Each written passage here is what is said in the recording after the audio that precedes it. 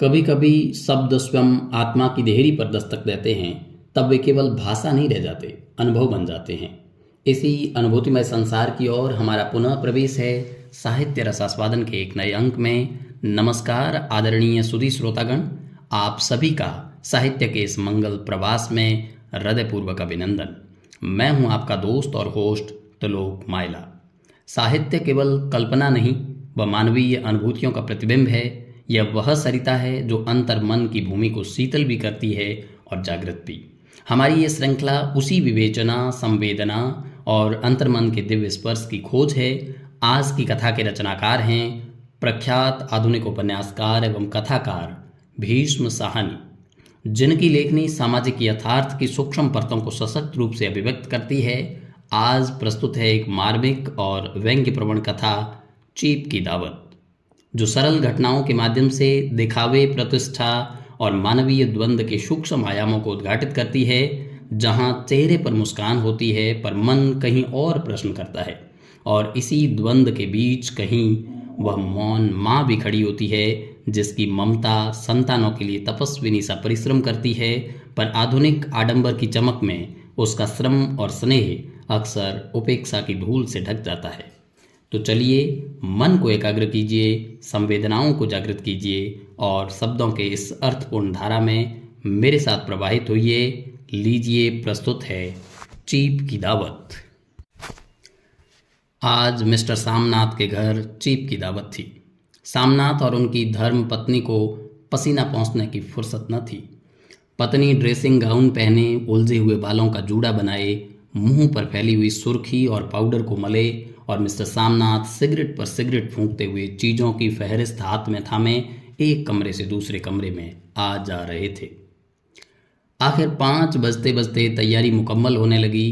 कुर्सियाँ, मेज, तिपाइयाँ, नैपकिन, फूल सब बरामदे में पहुंच गए। ड्रिंक का इंतज़ाम बैठक में कर दिया गया। अब घर का फालतू सामान अलमारियों के पीछे और पलंगों के नीचे छिपाया जाने लगा। तभी सामनाथ के सामने सहसा एक अड़चन खड़ी हो गई। माँ का क्या होगा?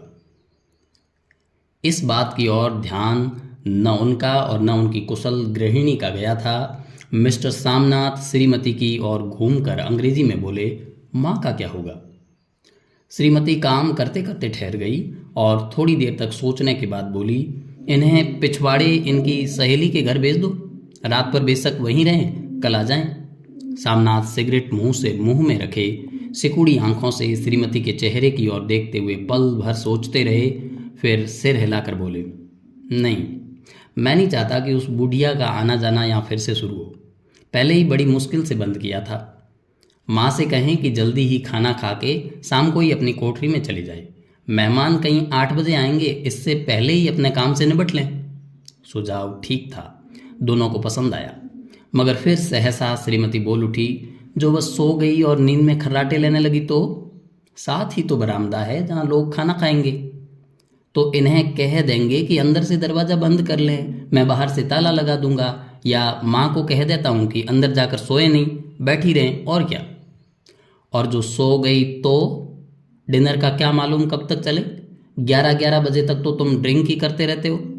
सामनाथ कुछ खींच उठे, हाथ झटकते हुए बोले, अच्छी भली ये भाई के पास जा रही थी, तुमने यूं ही खुद अच्छा बनने के लिए बीच में टांग अड़ा दी। वाह, तुम माँ और बेटे की बातों में मैं क्यों बुरी बनूं? तुम जानो और वह जाने। मिस्टर सामनाथ चुप रहे।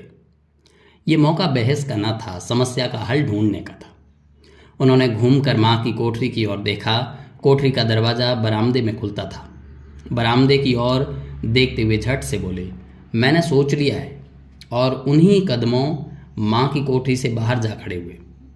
माँ दीवार के साथ एक चौकी पर बैठी, दुपट्टे में मुंह सिर लपेटे माला जप रही थी। सुबह से तैयारी होते देखते हुए माँ का भी दिल धड़क रहा था। बेटे के दफ्तर का बड़ा साहब घर पर आ रहा है, सारा काम सुबीती से चल जाए। माँ, आज तुम खाना जल्दी खा लेना, मेहमान लोग 7:30 बजे आ जाएंगे। माँ ने धीरे से मुंह पर दुपट्टा हटाया और बेटे को देखते हुए कहा, आज मुझे खाना नहीं खाना है बेटा, तुम तो जानते हो मांस मछली बने तो मैं कुछ नहीं खाती। जैसे भी हो अपने काम से जल्दी निपट लेना। अच्छा बेटा। और माँ, हम लोग पहले बैठक में बैठेंगे, उतनी देर तुम यहाँ बरामदे में बैठना, फिर जब हम यहाँ आ जाएं तो तुम गुसल खाने के रास्ते बैठक में चली जाना। माँ अवाक बेटे का चेहरा देखने लगी, फिर धीरे से बोली, अच्छा बेटा। और माँ आज जल्दी सो नहीं जाना, तुम्हारे खर्राटों की आवाज़ दूर तक जाती है। माँ लज्जित सी आवाज़ में बोली, क्या करूं बेटा, मेरे बस की बात नहीं। जब से बीमारी से उठी हूं नाक से सांस नहीं ले सकती। मिस्टर सामनाथ ने इंतज़ाम तो कर दिया, फिर भी उनकी उधेड़ बुन खत्म नहीं हुई। जो चीफ अचानक उधर आ निकला तो 8-10 मेहमान होंगे, देसी अफसर, उनकी स्त्रियां होंगी, कोई भी गुसल खाने की तरफ जा सकता है। क्षोभ और क्रोध में वह झुंझलाने लगे। एक कुर्सी को उठाकर बरामदे में कोठरी के बाहर रखते हुए बोले, आओ माँ, इस पर जरा बैठो तो। माँ माला संभालती, पल्ला ठीक करती उठी और धीरे से कुर्सी पर आकर बैठ गई। यूं नहीं माँ, टांगे ऊपर चढ़ाकर नहीं बैठते, ये खाट नहीं है। माँ ने टांगे नीचे उतार ली। और खुदा के वास्ते नंगे पांव नहीं घूमना, नहीं वह खड़ाऊ पहनकर सामने आना। किसी दिन तुम्हारी ये खड़ाऊ उठाकर मैं बाहर फेंक दूंगा। माँ चुप रही। कपड़े कौन से पहनोगी माँ? जो है वही पहनूंगी बेटा, जो कहो पहन लूं। मिस्टर सामनाथ सिगरेट मुंह में रखे, फिर अधखुली आंखों से माँ की ओर देखने लगे और माँ के कपड़ों की सोचने लगे। सामनाथ हर बात में तरतीब चाहते थे। घर का सब संचालन उनके अपने हाथ में था। खूंटियाँ कमरों में कहाँ लगाई जाएं, बिस्तर कहाँ पर बिछे, किस रंग के पर्दे लगाए जाएं, श्रीमती कौन सी साड़ी पहने, मेज किस साइज की हो। सामनाथ को चिंता थी कि अगर चीफ का साक्षात माँ से हो गया तो कहीं लज्जित नहीं होना पड़े। माँ को सिर से पांव तक देखते हुए बोले, तुम सफ़ेद कमीज और सफ़ेद सलवार पहन लो माँ, पहन के आओ तो जरा देखूं। माँ धीरे से उठी और अपनी कोठरी में कपड़े पहनने चली गई। ये माँ का झमेला ही रहेगा, उन्होंने फिर अंग्रेजी में अपनी स्त्री से कहा। कोई ढंग की बात हो तो भी कोई कहे, अगर कहीं कोई उल्टी सीधी बात हो गई, चीफ को बुरा लगा तो सारा मज़ा जाता रहेगा। माँ सफ़ेद कमीज और सफ़ेद सलवार पहनकर बाहर निकली। छोटा सा कद, सफ़ेद कपड़ों में लिपटा, छोटा सा सूखा हुआ शरीर, धुंधली आंखें, केवल सिर के आधे झड़े हुए बाल पल्ले की ओट में छिप पाए थे। पहले से कुछ ही कम कुरूप नजर आ रही थी। चलो ठीक है, कोई चूड़ियाँ वूड़ियाँ हो तो वो भी पहन लो, कोई अर्ज नहीं। चूड़ियाँ कहाँ से लाऊं बेटा, तुम तो जानते हो सब जेवर तुम्हारी पढ़ाई में बिक गए। यह वाक्य सामनाथ को तीर की तरह लगा। तिनक कर बोले, ये कौन सा राग छेड़ दिया माँ, सीधा कह दो नहीं है जेवर, बस। इसमें पढ़ाई वढ़ाई का क्या ताल्लुक है? जो जेवर बिका तो कुछ बनकर ही आया हूँ, निरा लंडूरा तो नहीं लौट आया। जितना दिया था उससे दुगुना ले लेना। मेरी जीभ जल जाए बेटा, तुमसे जेवर लूंगी? मेरे मुंह से यूं ही निकल गया, जो होते तो लाख बार पहनती। 5:30 बज चुके थे। अभी मिस्टर सामनाथ को खुद भी नहा धोकर तैयार होना था। श्रीमती कब की अपने कमरे में जा चुकी थी। सामनाथ जाते हुए एक बार फिर माँ को हिदायत करते गए, माँ रोज की तरह गुमसुम बन के नहीं बैठी रहना।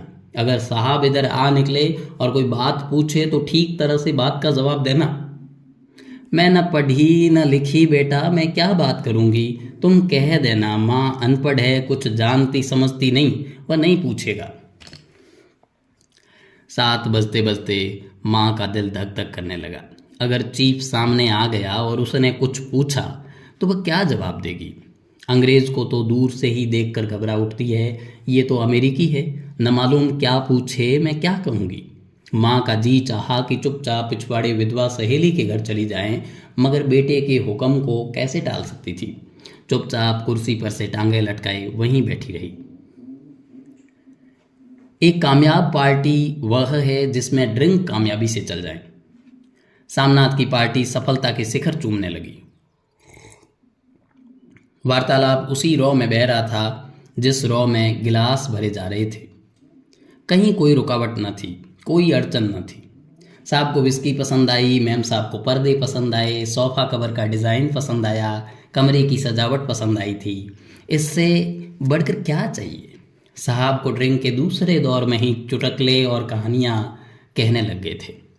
दफ्तर में जितना रौब रखते थे यहाँ पर उतने ही दोस्त परवर हो रहे थे। और उनकी स्त्री काला गाउन पहने, गले में सफ़ेद मोतियों का हार, सेंट और पाउडर की महक से ओत-प्रोत कमरे में बैठी सभी देसी स्त्रियों की आराधना का केंद्र बनी हुई थी। बात बात पर हंसती, बात बात पर सिर हिलाती और सामनाथ की स्त्री से तो ऐसे बातें कर रही थी जैसे उनकी पुरानी सहेली हों। और इसी रौ में पीते पिलाते 10:30 बज गए। वक्त गुजरते पता ही न चला। आखिर सब लोग अपने अपने गिलासों में से आखिरी घूंट पीकर खाना खाने के लिए उठे और बैठक से बाहर निकले। आगे आगे सामनाथ रास्ता दिखाते हुए, पीछे चीफ और दूसरे मेहमान। बरामदे में पहुंचते ही सामनाथ सहसा ठिठक गए। जो दृश्य उन्होंने देखा उससे उनकी टांगें लड़खड़ा गई और क्षण भर के सारा नशा हिरन होने लगा। बरामदे में ऐन कोठरी के बाहर माँ अपनी कुर्सी पर ज्यों की त्यों बैठी थी, मगर दोनों पांव कुर्सी की सीट पर रखे हुए और सिर दाएं से बाएं और बाएं से दाएं झूल रहा था और मुंह में से लगातार गहरे खर्राटों की आवाज़ आ रही थी। जब सिर कुछ देर के लिए टेढ़ा होकर एक तरफ को थम जाता तो खर्राटे और भी गहरे उठते और फिर जब झटके से नींद टूटती तो सिर फिर दाएं से बाएं झूलने लगता। पल्ला सिर पर से खिसक आया था और माँ के झरे हुए बाल आधे गंजे सिर पर अस्त व्यस्त बिखर रहे थे। देखते ही सामनाथ क्रुद्ध हो उठे। जी चाहा कि माँ को धक्का देकर उठा दें और उन्हीं की कोठरी में धकेल दें, मगर ऐसा करना संभव न था। चीफ और बाकी मेहमान पास खड़े थे। माँ को देखते ही देसी अफसरों की कुछ स्त्रियां हंस दी कि इतने में चीफ ने धीरे से कहा, पुअर डियर। माँ हड़बड़ा के उठ बैठी। सामने खड़े इतने लोगों को देखकर ऐसी घबराई कि कुछ कहते न बना। झट से पल्ला सिर पर रखती हुई खड़ी हो गई और जमीन को देखने लगी। उनके पांव लड़खड़ाने लगे और हाथों की उंगलियां थर थर कांपने लगी। माँ, तुम जाके सो जाओ, तुम क्यों इतनी देर तक जाग रही थी? और खिसियाई हुई नज़रों से सामनाथ चीफ के मुंह की ओर देखने लगे। चीफ के चेहरे पर मुस्कुराहट थी। वह वहीं खड़े खड़े बोले, नमस्ते। माँ ने झिझकते हुए अपने में सिमटते हुए दोनों हाथ जोड़े, मगर एक हाथ दुपट्टे के अंदर माला को पकड़े हुए था, दूसरा बाहर। ठीक तरह से नमस्ते भी न कर पाई। सामनाथ इस पर भी खिन्न उठे। इतने में चीफ ने अपना दायां हाथ मिलाने के लिए माँ के आगे किया। माँ और भी घबरा उठी। माँ, हाथ मिलाओ। पर हाथ कैसे मिलाती? दाएं हाथ में तो माला थी। घबराहट में माँ ने बायां हाथ ही साहब के दाएं हाथ में रख दिया। सामनाथ दिल ही दिल में जल उठे। देसी अफसरों की स्त्रियां खिलखिलाकर हंस पड़ी। यूं नहीं माँ, तुम तो जानती हो दायां हाथ मिलाया जाता है, दायां हाथ मिलाओ।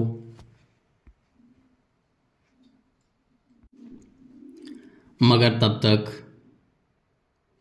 चीफ माँ का बायां हाथ में हाथ लिए बार बार हाथ हिला रहे थे। How do you do? कहो माँ, मैं ठीक हूँ, खैरियत से हूँ। माँ कुछ हड़बड़ाई। माँ कहती हैं, मैं ठीक हूँ। कहो माँ, हाउ डू यू डू? माँ धीरे से सकुचाते हुए बोली, हो डू डू। एक बार फिर कहका उठा। वातावरण हल्का होने लगा। साहब ने स्थिति संभाल ली थी। लोग हंसने चहकने लगे थे। सामनाथ के मन का अक्षोभ भी कुछ कुछ कम होने लगा था। साहब अपने हाथ से माँ का हाथ अब भी पकड़े हुए थे और माँ सिकुड़ी जा रही थी। साहब के मुंह से शराब की बू आ रही थी। सामनाथ अंग्रेजी में बोले, मेरी माँ गांव की रहने वाली है, उम्र भर गांव में रही है, इसलिए आपसे लजाती है। साहब इस पर खुश नजर आए। बोले, सच? मुझे गांव के लोग बहुत पसंद है। तब तो तुम्हारी माँ गांव के गीत और नाच भी जानती होंगी। चीफ खुशी से सिर हिलाते हुए माँ को टकटकी बांधे देखने लगे। माँ, साहब कहते हैं कोई गाना सुनाओ, कोई पुराना गीत, तुम्हें तो कितना ही याद होंगे। माँ धीरे से बोली, मैं क्या गाऊंगी बेटा, मैंने कब गाया है। वाह माँ, मेहमान का कहा भी कोई टालता है? साहब ने इतना रीझ से कहा है, नहीं गाओगी तो साहब बुरा मानेंगे। मैं क्या गाऊं बेटा, मुझे क्या आता है।